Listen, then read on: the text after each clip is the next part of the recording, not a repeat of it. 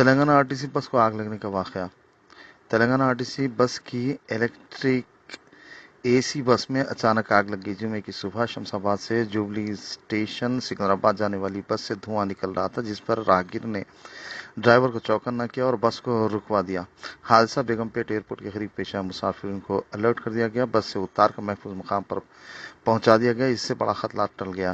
اس واقعے میں کوئی زخمی نہیں ہوا۔ بس کے عملے نے فوری طور پر فائر ڈپارٹمنٹ اور پولیس کو مطلع کیا۔ اطلاع ملنے پر فائر ڈپارٹمنٹ کے عملے نے فوری مقام حادثہ پہنچ کر آگ پر قابو پا لیا۔ آگ سے بس کو جزوی نقصان پہنچا۔